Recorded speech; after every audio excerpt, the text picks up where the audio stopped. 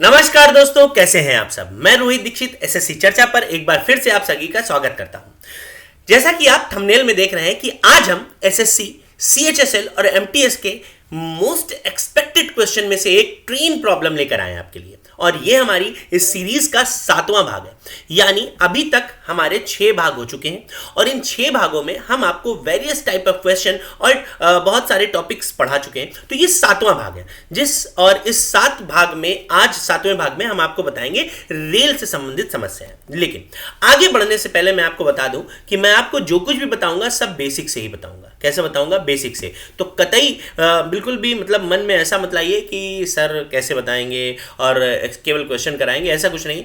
मैं आपको बिल्कुल बेसिक से सारी जानकारी दूंगा, कैसे क्या करना है और किस तरह से प्रश्नों को करते हैं। तो सारी तैयारी के साथ हम आपसे इस सेशन के साथ जुड़ रहे हैं और आपको बताएंगे। चलिए शुरू करते हैं। लेकिन उससे पहले मैं आपको बताऊं, देखिए एक चीज ध्यान रखिएगा कि जो भी कार्य करें पूर्ण मन से करें, पूर्ण मन से करें, पूर्ण मन से करें। जो भी कार्य करें पूर्ण मन से करें।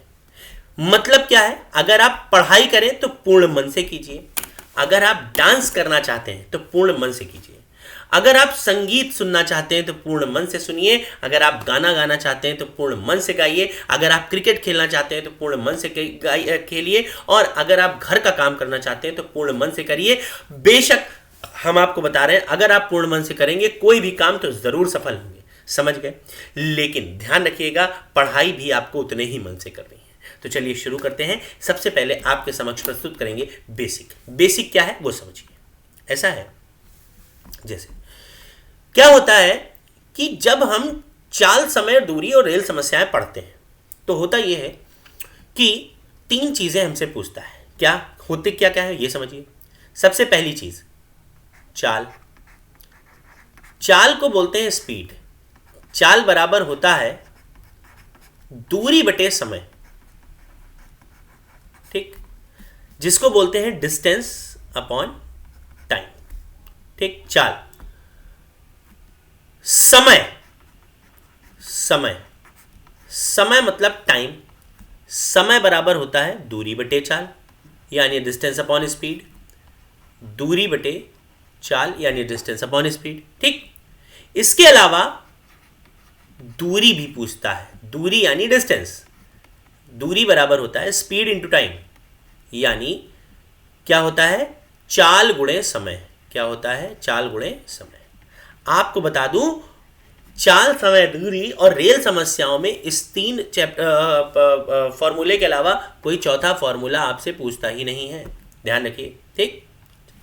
अब क्या करना है ये तो आपको समझ में आ गया कि यही पूछेगा और यही लगाना है। ठीक। अब क्या करना है वो समझिए। करना ये है, सबसे पहले हमें क्या पता होनी चाहिए? कुल दूरी क्या होती है? क्या पता होना चाहिए? कुल दूरी।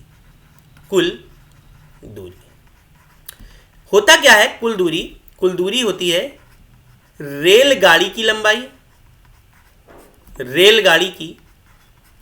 लंबाई प्लस पार की गई वस्तु की लंबाई। पार की गई वस्तु की लंबाई। अब आपके दिमाग में आ रहा होगा पार की गई वस्तु क्या? जैसे मैं बताता हूं, गुफा, सुरंग। ठीक। गुफा हो गई, सुरंग हो गई, प्लेटफॉर्म हो गया और रेलगाड़ी स्वयं हो गई। रेलगाड़ी हो गई ये। ठीक। स्वयं रेलगाड़ी हो गई। तो आपको करना क्या है? कभी भी अगर आपसे कुल दूरी पूछता है तो रेलगाड़ी की लंबाई और रेलगाड़ी द्वारा पार की गई वस्तु की लंबाई को इसमें हम ऐड करते हैं। एक एग्जांपल देता हूं मैं आपको। एग्जांपल में क्या होगा कि जैसे मुझसे कहा गया कि एक सुरंग की लंबाई 170 मीटर है। कितनी है? 170, जबकि रेलगाड़ी यानी ट्रेन की लंबाई 100 मीटर है। कितनी है? 100 मीटर। तो भैया अगर जोड़ दिया तो टोटल आ जाएगा 270 मीटर। ये टोटल डिस्टेंस हो गई। ठीक, कितनी? 270। लेकिन इसके अलावा अगर ट्रेन किसी व्यक्ति को पार करे, ठीक, ट्रेन अगर किसी गुफा को पार करे, किसी व्यक्ति को पार करे, किसी खंबे को पार करे, खंबा, पोल, तो ध्यान रखिएगा खंबे और व्यक्ति की कोई लंबाई नहीं होती है, सिर्फ आप रेलगाड़ी की लंबाई लिख देंगे। सबसे पहली चीज समझ में आ गया आपको? इतना आपको करना होगा। ठीक, अच्छा, ये तो हो गया पहला पॉइंट हमारा, जिसको आपको विशेष तौर पे ध्यान रखना है। अब दूसरे पॉइंट की ओर बढ़ रहे हैं। दूसरा पॉइंट बहुत जरूरी है। दूसरा पॉइंट क्या है? ये देखिए, दूसरा पॉइंट होता ये है, दूसरा पॉइंट ये है कि अगर, बहुत ध्यान से समझिएगा, अगर दूसरा पॉइंट है ये, क्या कह रहा है कि अगर दूरी किलोमीटर में हो, दूरी अगर किलोमीटर में हो, तो चाल भी किलोमीटर पर आवर में होनी चाहिए।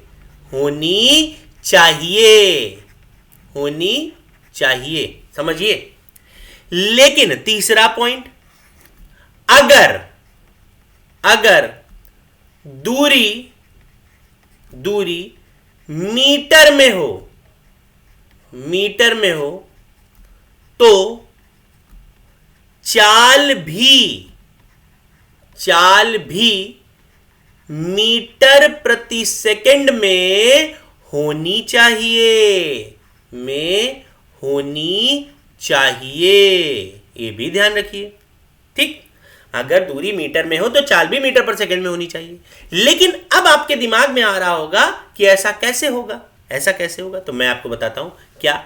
नोट करिए, देखिए ऐसा है, अगर दूरी किलोमीटर में है तो चाल किलोमीटर में होनी चाहिए, तो फिर हमें चाल को बदलना पड़ेगा। कैसे? तो देखिए, किलोमीटर में प्रति घंटे में चेंज करने के लिए मीटर प्रति सेकंड वाली चाल को 18/5 से गुणा करना पड़ेगा, और जैसे ही गुणा करेंगे चाल हमको मिल जाएगी किलोमीटर पर आवर में। और जब चाल किलोमीटर पर आवर में हुई तो इसको हमें 5/18 से मल्टीप्लाई करना पड़ेगा, तो हमें चाल मिल जाएगी मीटर प्रति सेकंड में। ये भी समझिए। ठीक, तो ये आपको ध्यान रखना है कि हमारे पास, जैसे अगर हम समय निकाल रहे हैं तो डिस्टेंस और टाइम, डिस्टेंस अपॉन स्पीड, ये सेम यूनिट में हो। सेम यूनिट का मतलब क्या हो गया? सेम यूनिट का मतलब हो गया कि अगर डिस्टेंस किलोमीटर में तो चाल भी किलोमीटर में होनी चाहिए, अगर नहीं है तो चेंज करिए, किससे? 18/5 से मल्टीप्लाई करके। और अगर हमारी डिस्टेंस मीटर में है तो चाल भी मीटर पर सेकंड में होनी चाहिए, अगर नहीं है तो आप चेंज करिए, 5/18 से मल्टीप्लाई करके चेंज हो जाएगा। समझ गए? ये हो गई 3 चीजें। मैंने आपको पहली चीज बताई, दूसरी चीज बताई, अब तीसरी चीज समझिए। तीसरी चीज, लेकिन इस प्रश्न से पहले मैं आपको बताऊंगा। ठीक, तीसरी चीज क्या है वो समझिए। ये है तीसरी चीज हमारी कि जब, बहुत ध्यान से समझिए, जब दो पिंड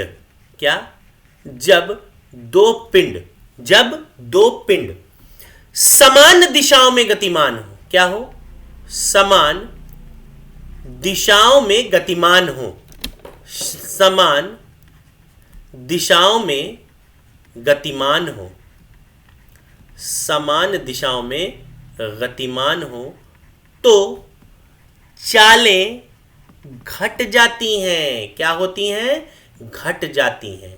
चालें घट जाती हैं। ये आपको विशेष तौर पे ध्यान रखना है। क्या ध्यान रखना है? कि जब दो पिंड समान दिशाओं में गतिमान हो तो उनकी चालें घट जाती हैं। कैसे? देखिए, मान लीजिए एक ट्रेन जा रही है 70 किलोमीटर पर आवर की स्पीड से, ठीक, और इसी डायरेक्शन में दूसरी ट्रेन जा रही है 50 किलोमीटर पर आवर की स्पीड से, तो सेम डायरेक्शन, तो माइनस हो गई, कितनी बचेगी?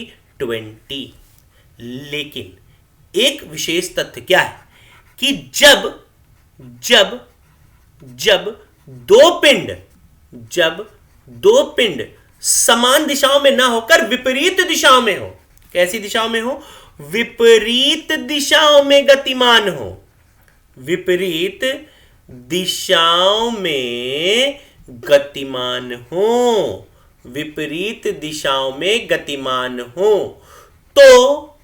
तो चालें जोड़ दी जाती हैं। क्या हो जाती हैं? चालें जोड़ दी जाती हैं। जोड़ने का मतलब जोड़ देते हैं। कैसे जोड़ देते हैं? जैसे अभी हमको बताते हैं आपको।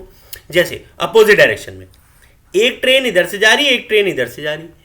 इसकी स्पीड है 50 और इसकी स्पीड है 70। तो भैया जब अपोजिट डायरेक्शन में होंगे तो ऐड कर देंगे। कितना हो गया? 120 किलोमीटर पर आवर। ठीक, समझ गए आप लोग? तो देखिए मैंने आपको क्या क्या बताया। सबसे पहले मैंने आपसे बताया कि जो भी कार्य करें पूर्ण मन से करें। फिर मैंने आपको बताया कि कुल दूरी क्या होती है। कुल दूरी होती है ट्रेन की लंबाई और ट्रेन द्वारा पार की गई वस्तु की लंबाई।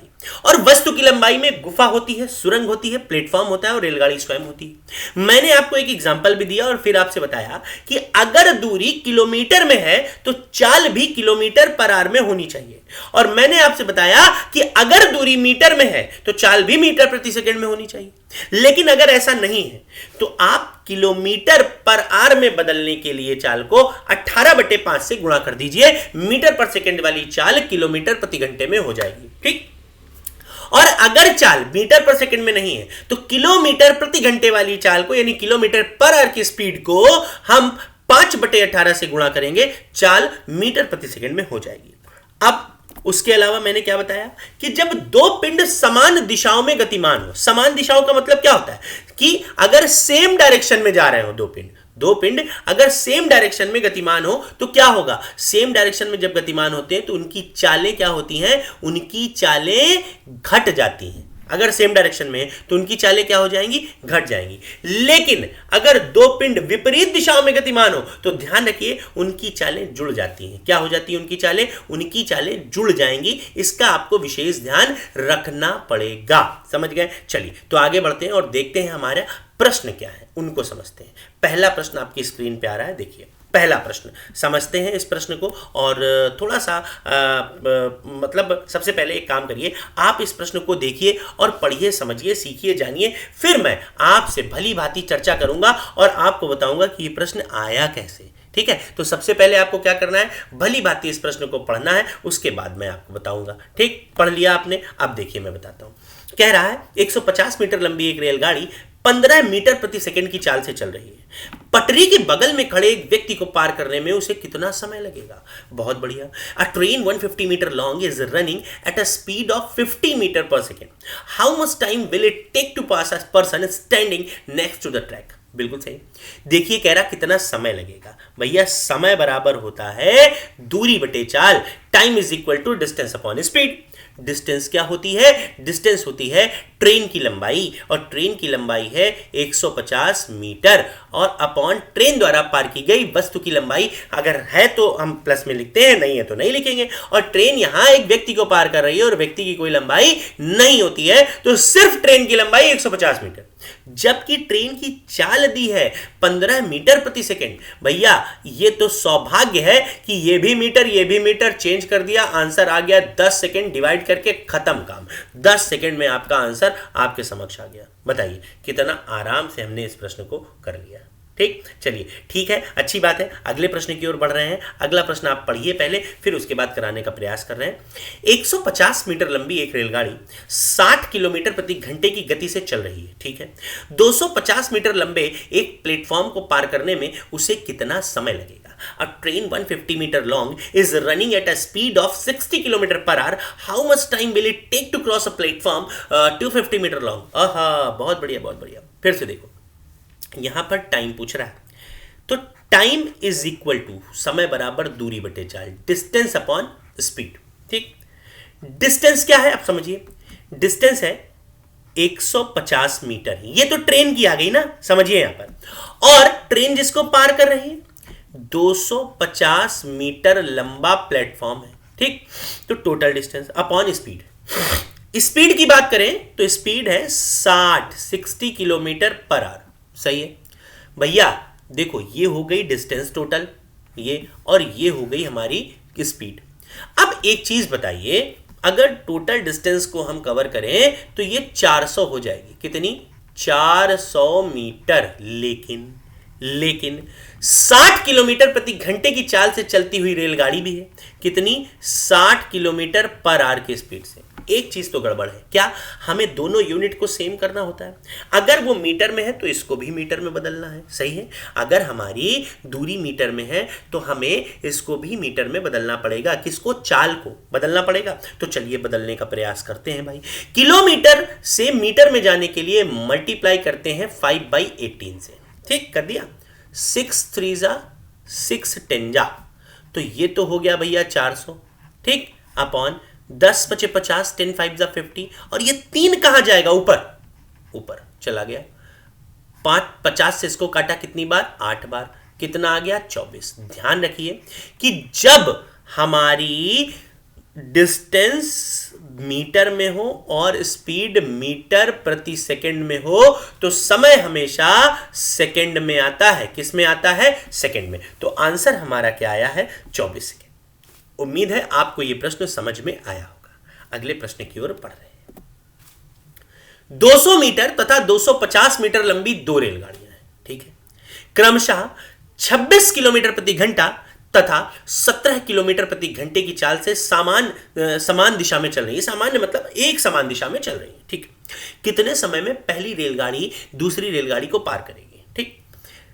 To trains of length 200 metre and 250 metre are running in normal direction. Normal का मतलब यहां पर हम कर सकते हैं सेम डायरेक्शन, ठीक है। मैं आपको यहां पर लिख दे रहा हूं ताकि आपको समस्या ना हो। क्या? Same direction.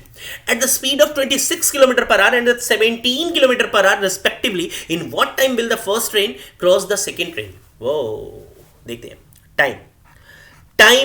Time is equal to distance upon speed. Distance क्या? ट्रेन की लंबाई और ट्रेन जिसको क्रॉस कर रही है। पहली ट्रेन की लंबाई 200 है और ट्रेन जिसको क्रॉस कर रही है उसकी लंबाई है 250। ये देखिए 200 और 250, लेकिन ध्यान रहे भाई ये मीटर में है बच्चों, है। अपॉन स्पीड की बात करें, एक रेलगाड़ी की स्पीड है 26 किलोमीटर पर आवर, ठीक, और दूसरी की है 17 यानी 17 किलोमीटर पर आवर। कह रहा है समान दिशा में, सेम डायरेक्शन में चल रही। और जब कोई दो ट्रेनें या कोई भी दो पिंड सेम डायरेक्शन में जाते हैं तो उनकी चालें माइनस कर दी जाती हैं। तो कर दिया भाई माइनस। देखो तो सबसे पहले तो ये हो जाएगा 450 मीटर। क्या हो जाएगा? 450 मीटर। और चाल हो जाएगी हमारी 9 किलोमीटर पर आवर। हो गया? कैसे? देखिए 450 अपॉन कितना? 9। अब इस 9 को क्या करना है हमें? किलोमीटर से मीटर में चेंज करने के लिए 5/18 से मल्टीप्लाई करना है, ठीक। 9 2 कितना हो गया? 450 अपॉन 5 इंटू 2, क्योंकि 2 ऊपर चला जाएगा, ठीक। तो 5 से इसको काटा 90 बार। कितना आ गया? 180 सेकेंड आंसर आ गया। लेकिन ध्यान रहे अगर 180 180 सेकेंड में दिया है ऑप्शन में तो उसमें करेंगे, नहीं तो मिनट में चेंज करें। कैसे? देखिए भाई 180 डिवाइड बाय कर देंगे हम 60। कितना कर देंगे? 180 डिवाइड बाय 60। जैसे ही करेंगे तो मिनट में ये कन्वर्ट हो जाएगा, और जब मिनट में कन्वर्ट हो जाएगा तो ये आ जाएगा 3 मिनट। आंसर आपके सामने, ठीक। अब अगला प्रश्न आपको दे रहे हैं, करने का प्रयास करिए। बताइए जरा कितना आया है। चलिए अब मैं आपको करके बताता हूं। देखिए दो रेलगाड़ियां हैं, ठीक, जिनकी लंबाइयां क्रमशः 800 मीटर तथा 1000 मीटर है। समांतर पटरियों पर एक दूसरे की ओर चल रही हैं, ठीक है। समांतर पटरियों पर एक दूसरे की ओर चल रही हैं, ध्यान रखिएगा। कह रहा है पहली रेलगाड़ी की चाल 190 किलोमीटर प्रति घंटा तथा दूसरी रेलगाड़ी की चाल 170 किलोमीटर प्रति घंटा है। तो दोनों रेलगाड़ी कितने समय में एक दूसरे को पार कर लेंगी? सबसे पहले समय बराबर दूरी बटे चाल। डिस्टेंस क्या होती है?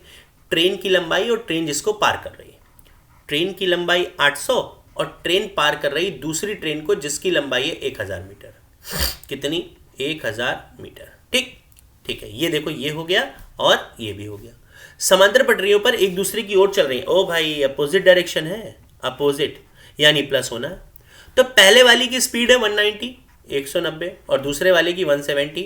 ये कितना हो गया? 17 17 34 यानी 360 किलोमीटर आ गई।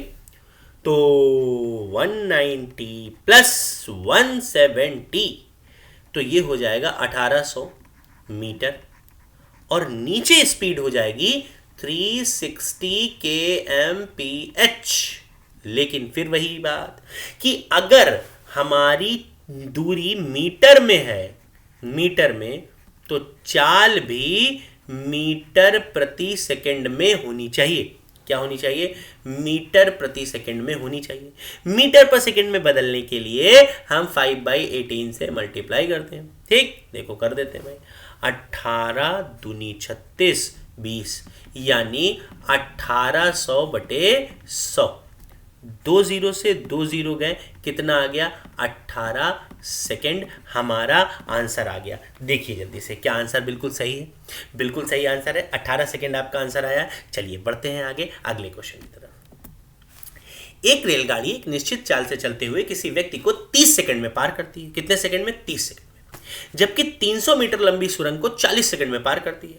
कह रहा रेलगाड़ी की चाल किलोमीटर प्रति घंटे में बताइए। आहा, सबसे पहली बात, प्रश्न को फिर से पढ़ते हैं। A train moving at a certain speed cross a man in 30 seconds while it cross a tunnel 300 metre long in 40 seconds, then find the speed of the train in kilometre per hour. भैया इस प्रश्न को हम दो तरीके से करेंगे। कैसे? समझिए। पहला तरीका जो होगा वो बेसिक होगा। बेसिक कैसा, वो समझिए। देखो ऐसा है, आप सब लोगों को पता है स्पीड इज इक्वल टू होता है डिस्टेंस अपॉन टाइम। ठीक, तो देखिए, अच्छा डिस्टेंस क्या? ट्रेन की लंबाई और ट्रेन जिसको पार कर रही। तो सबसे पहले ट्रेन एक व्यक्ति को पार कर रही जिसकी कोई लंबाई नहीं होगी, तो डिस्टेंस में सिर्फ ट्रेन की लंबाई टी लिख दे रहे हैं क्योंकि ट्रेन की लंबाई पता ही नहीं है। लेकिन पार करने में समय ले रही है 30 सेकेंड। सही है। अगर डिस्टेंस पता होती और 30 सेकेंड यानी टाइम से डिवाइड कर देते तो स्पीड निकलती, डेफिनेटली निकलती। ठीक, दूसरी तरफ यही ट्रेन है 300 मीटर लंबी सुरंग को पार कर रही। अच्छा, सुरंग को पार करेगी तो ट्रेन की लंबाई और ट्रेन सुरंग को पार कर रही है उसकी लंबाई, और कितना सेकंड ले रही? 40 सेकंड। देखिए 40 सेकंड का समय ले रही। कितना सेकंड ले रही? 40 सेकंड का। ठीक, 40 सेकंड के समय में ये पार कर रही। अब आप समझिए यहां पर कि हमें किस तरह से इसको करना है। देखिए इधर से अगर निकलेगी स्पीड तो भी वही होगी और इधर से तब भी, कारण दोनों ट्रेन तो एक ही है। बराबर 0 से 0 गया, कितना हो गया? Cross multiply. पहले 4t is equal to 3t plus 900, तो t बराबर 900। सबसे पहली चीज, अगर आपसे कभी पूछता है कि ट्रेन की लंबाई क्या है तो आप निकाल सकते हैं लेंथ ऑफ द ट्रेन, यानी ट्रेन की लंबाई। ट्रेन की लंबाई 900। अब इस लंबाई को उठा के यहां पुट करिए या यहां आंसर तो आएगा। कैसे? देखिए हम बताते हैं कैसे करते हैं। अब हम क्या करेंगे, t को 900 की जगह रखेंगे और नीचे 30 है डिवाइड कर देंगे। आंसर आ गया 30 मीटर प्रति सेकेंड, लेकिन कहा है किलोमीटर पर आवर में, तो मल्टीप्लाई करेंगे 18/5 से, तो 5 6 कितना आ गया? 108 किलोमीटर पर आवर। आंसर आपके समक्ष है। ठीक, जल्दी से एक बार देख लीजिए कि बिल्कुल सही है कि नहीं, उसके बाद हम आगे बढ़ते हैं। जल्दी से देख लीजिए, फिर हम आगे बढ़ने का प्रयास करते हैं। चलिए ठीक है, आपने देख लिया होगा। अब हम आगे बढ़ते हैं और देखते हैं कि कैसे हमें अगला प्रश्न करना है और किस तरीके से। ठीक, अगला प्रश्न देखते हैं। ठीक, अगला प्रश्न ये है, लेकिन सेम प्रश्न है ना, और मैंने आपसे क्या कहा था, अभी मैं छोटा तरीका भी बताऊंगा। अभी बताता हूं। देखो पहले इसको भी उसी तरीके से कर लेते हैं, फिर बताते हैं बेसिक कैसे। एक रेलगाड़ी एक निश्चित चाल से चलते हुए किसी आदमी को 15 सेकंड में पार कर रही।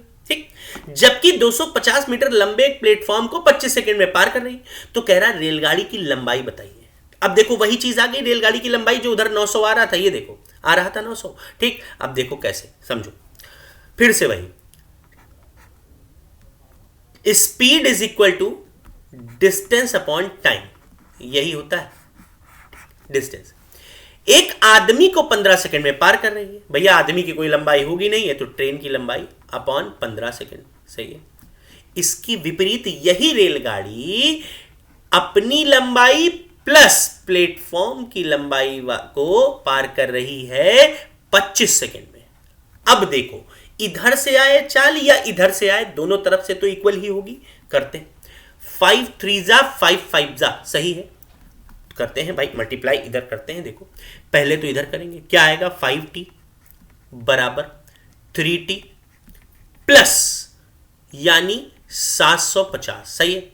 इससे इसको माइनस किया 2t बराबर 750, देन t बराबर 375 मीटर आ गया, 375 मीटर, ये आ गई ट्रेन की लंबाई। अब मेरी बात समझिए ध्यान से, दो चीजें। अब अगर इस ट्रेन की लंबाई को उठाकर यहां पुट कर दे तो चाल निकल आएगी, है ना। चलिए वो एक अलग चीज हो गई। अब देखिए छोटा कैसे करते हैं वो समझिए, पहले पीछे जाएंगे। देखो थोड़ा सा बेसिक समझो, यहां पर बेसिक का काम ही है। यहाँ बेसिक का काम क्या है, कंसेप्ट भी बेस से ही होता है। देखो कैसे, देखो लॉजिक लगाओ थोड़ा सा, लॉजिक कैसे। देखो एक बात बताओ, ट्रेन क्या कर रही थी, ट्रेन 300 मीटर, बहुत ध्यान समझिएगा, ट्रेन क्या कर रही थी, ट्रेन 300 मीटर लंबे प्लेटफॉर्म को और खुद को पार करने में समय ले रही थी 40 सेकेंड ले रही थी। सोचिए देखिए है, लेकिन ट्रेन खुद को ही पार करने में, यानी जब व्यक्ति को पार कर रही थी तो 30 सेकेंड का समय ले रही थी 30 सेकेंड का समय। तो देखिए जरा, अगर इसको हटा दें तो सिर्फ 300 मीटर लंबे प्लेटफॉर्म को पार करने में समय लिया है 10 सेकेंड का है। अब ये क्या है, ये है डिस्टेंस, और ये क्या है, ये है टाइम। भैया स्पीड इज इक्वल टू क्या होता है, डिस्टेंस अपॉन टाइम। डिस्टेंस कितनी है 300 और टाइम कितना है 10। देखिए आ गया कितना, 30 मीटर प्रति सेकेंड, यही तो आ रहा था। और फिर इसको हमने चेंज किया था कैसे, इस 30 का मल्टीप्लाई किया था 18/5 से, यानी तब आया था 108 किलोमीटर प्रति घंटा। आ रहा था कि नहीं, देखो कितनी आसानी से हमने कर लिया, है ना। अब हम एक काम करते हैं, अगला प्रश्न भी ऐसे ही करते हैं। ये वाला आधा किया था, देखते हैं देखो कैसे। इसमें भी एक रेलगाड़ी निश्चित चाल से चलते हुए किसी व्यक्ति को 15 सेकंड में पार कर रही, सोचो, और 250 मीटर लंबे एक प्लेटफॉर्म को 25 सेकंड में पार कर रही। तो सोचो ट्रेन क्या कर रही है, ट्रेन खुद को और प्लेटफॉर्म को, और प्लेटफॉर्म की लंबाई कितनी है, प्लेटफॉर्म की लंबाई है 250, पार करने में समय ले रही है 25 सेकंड का, सही है। लेकिन यही रेलगाड़ी अगर ट्रेन, यही रेलगाड़ी खुद को पार करे, यानी आदमी को, ये देखो, तो 15 सेकंड का समय ले रही, 15 सेकंड का समय ले रही। अगर आप गौर करें तो अगर ये हटा दें तो प्लेटफॉर्म को पार करने में, यानी 250 मीटर को पार करने में ट्रेन ने लिया है मात्र 10 सेकंड। फिर से वही बात है, चाल यानी speed is equal to distance upon time. Distance 250 है और समय आ गया 10 सेकंड, यानी चाल आ गई 25 मीटर प्रति सेकंड आ गई। लेकिन हमको तो ट्रेन की लंबाई निकालनी है ना, ट्रेन की लंबाई। तो ट्रेन की लंबाई कैसे निकलती, आप सब लोगों को पता है, लंबाई यानी distance is equal to speed into time. तो देखो जरा, बहुत गौर से समझिए, यहां पर ट्रेन की चाल कितनी आ गई 25 मीटर प्रति सेकंड, लेकिन ट्रेन ने उस व्यक्ति अपने आप को पार करने में कितना समय ले रही, 15, तो 15 25 इंटू 15 यानी 375 किलोमीटर, ये आ गया है आंसर। तो चाहे आप बेसिक से लगाइए या ऐसे लगाइए, देखिए दोनों प्रश्न आपके समक्ष है ना, चाहे आप ऐसे लगाओ या ऐसे। अब आपके लिए एक काम है, काम यह है कि इस प्रश्न को आपको होमवर्क के लिए करना है। क्या है कि दो स्टेशन एक दूसरे से 450 किलोमीटर की दूरी पर है, और एक रेलगाड़ी दिल्ली से 4 बजे चलती है 60 किलोमीटर प्रति घंटे की चाल से, और दूसरी रेलगाड़ी अमृतसर से दिल्ली की ओर चल रही है दोपहर 3:20 पे और 80 किलोमीटर की चाल से। कह रहा कब मिलेंगी। आपको एक हिंट दे देता हूं मैं, एक हिंट क्या दे देता हूं। सबसे पहले तो कह रहा कब मिलेंगी, समय बराबर दूरी बटे चाल। दूसरा हिंट, आपको ऐसे प्रश्नों में जहां पर समय अलग अलग होता है, आपको समय समान करना होता है। क्या करना होता है, समय समान करना होता है। तो आपको बस समय समान करता है और ये आपका होमवर्क का काम है, ये आपको करना है। ठीक है, तो ऐसा करते हैं, आपसे मुलाकात करते हैं अगले वीडियो में। तब तक के लिए थैंक यू, नमस्कार। आप बने रहिए एसएससी चर्चा पर। सेशन को लाइक करिए, सब्सक्राइब करिए, शेयर करिए, लोगों तक इतना पहुंचाइए कि हमारा परिवार बड़ा हो जाए। तो आपसे मुलाकात करते हैं अगले वीडियो में। Thank you.